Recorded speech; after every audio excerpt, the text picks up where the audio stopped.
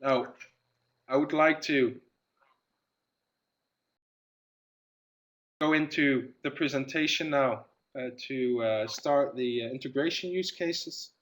So also, of course, because we're doing this in cooperation with WoodWing, is we have some use cases between Enterprise and Switch. For that, I need to make sure that you understand where your Enterprise will be and where your Switch will be. In a normal environment, both applications or software applications will run on different servers. So we'll have Switch 10 running on server 1 and then probably Enterprise version 7 on another server.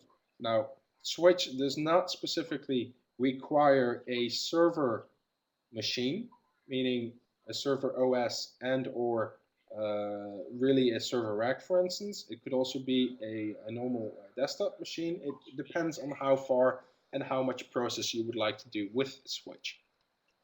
Of course, there is some communication between the two. And the communication is, of course, both servers need to be on the same network or need to be able to communicate with each other, or it could be that Switch is running through a VPN. And that's actually what I'm doing right now. So I'm not in the office.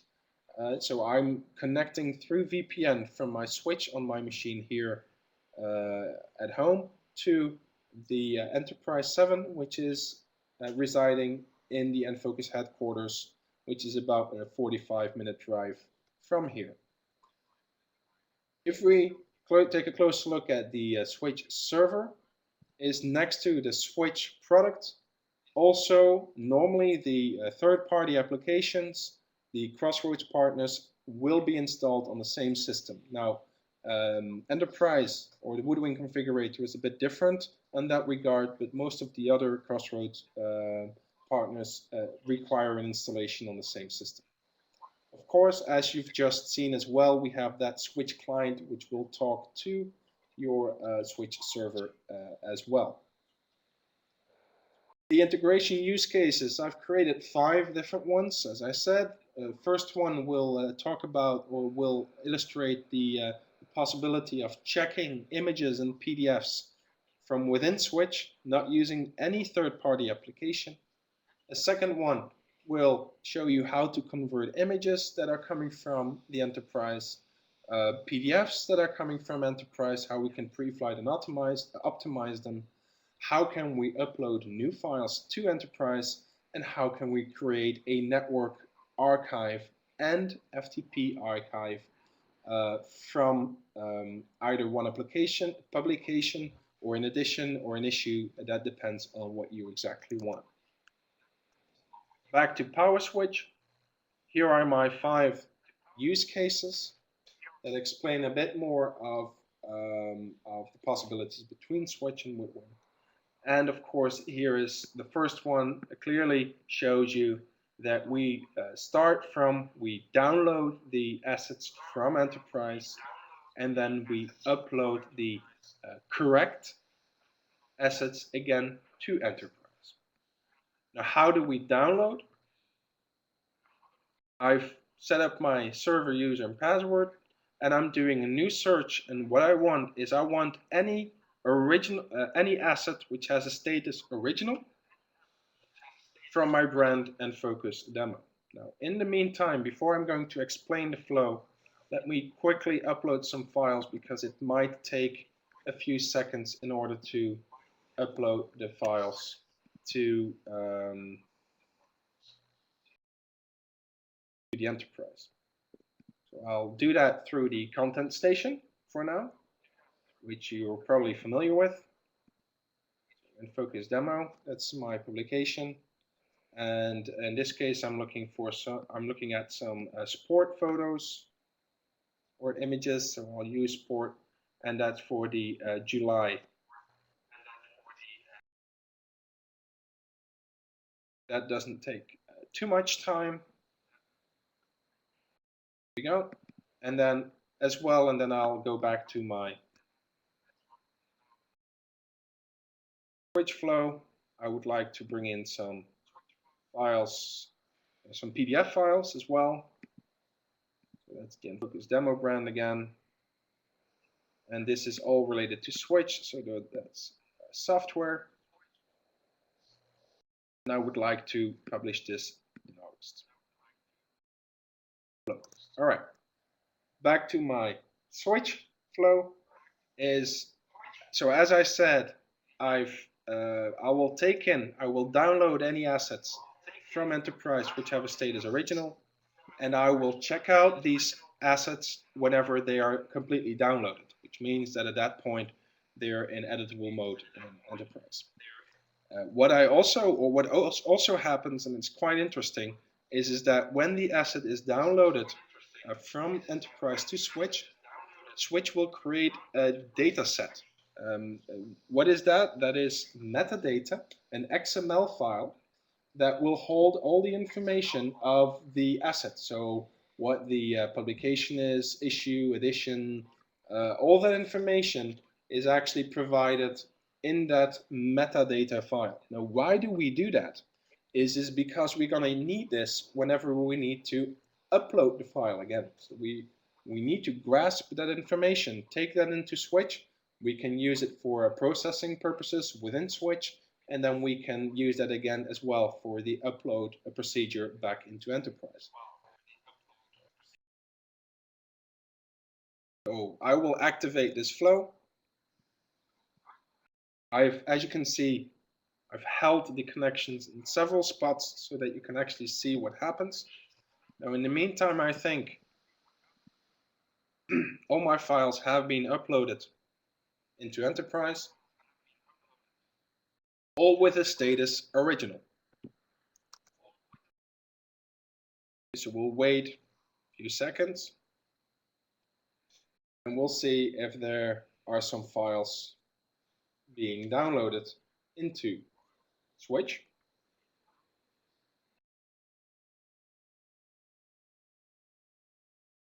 What it will do is, as you saw as well, we already see them popping in. Technology is amazing. And we see that it will check every minute, but of course you can change this value depending on when do you want to check for new assets that should be brought into Switch. As you can see, it immediately found out that we have some images based on, again, the file type. Now I'm looking only for TIFF and JPEG files, and I have PDF files. And here are my 3 PDF files waiting to be processed. Now what we do firstly is we're going to check the image resolution. How are we going to do that? And for that I can stop the flow again. We're going to define the condition that is needed with what we call variables. What I want to do is I would like to check the EXIF information of the image and look for the X and Y resolution and check if it's greater than 300 dpi. Now if I select one of my JPEGs here, I will get a result, true or false. It's always a Boolean. And that will define then if it's allowed on the next connection or not. So in this case, we saw that that first JPEG was correct.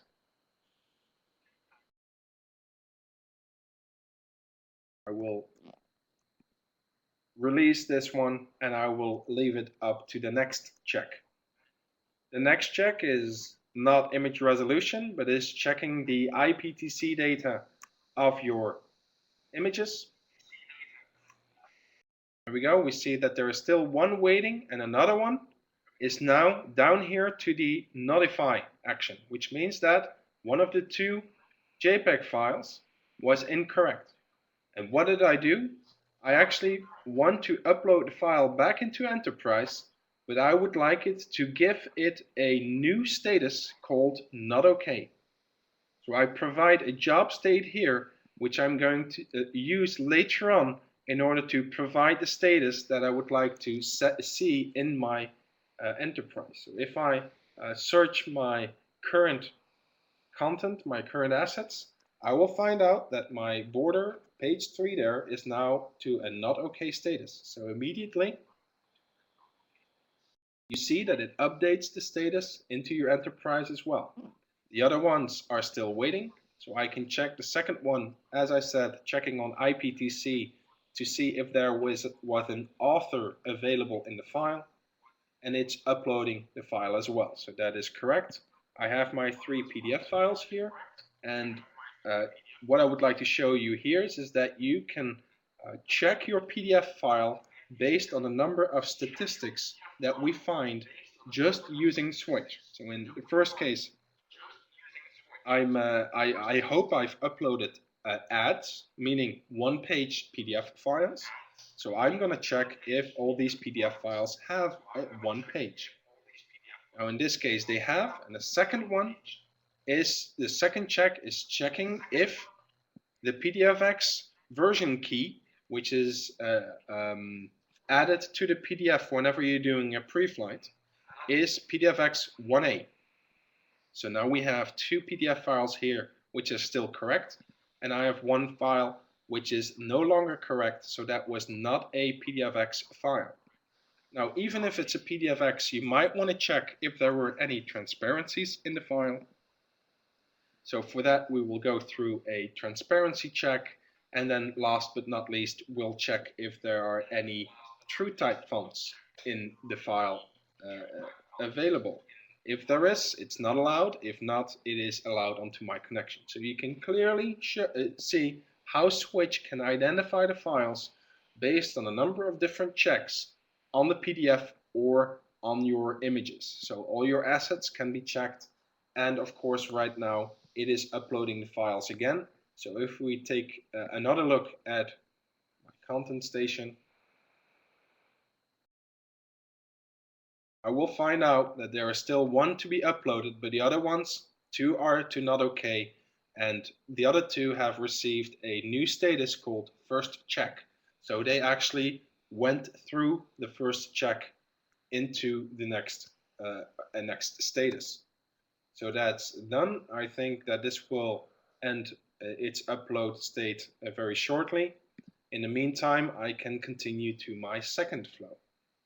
My second flow is going to download from Enterprise any file which has a status first check.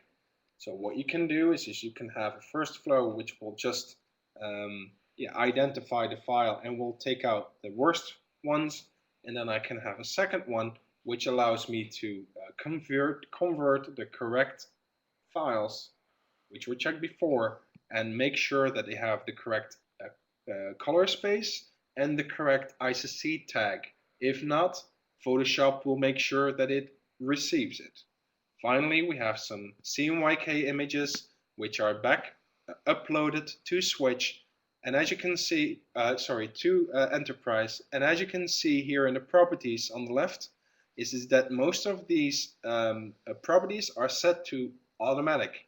How can we do that? That is again that dataset, that XML file, which is created when you download the file from Enterprise, and I'm going to use that so it knows exactly which the publication date is, which issue, which edition, and even which category. So all that information is available.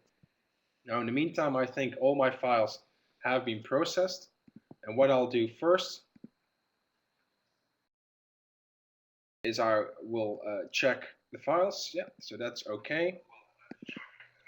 And in the meantime, this is the last upload using the content station, I promise. Doing one more upload, 3 new files, which are again different files, which is now lifestyle original, okay. And those images will first go through the first check, and then will end up here as well in my second switch flow. So I will activate this flow. My Photoshop is already launched, but that's not an issue, because if it's not launched, Switch will make sure it is launched for you. And now we can take in any of the images which received that first check option.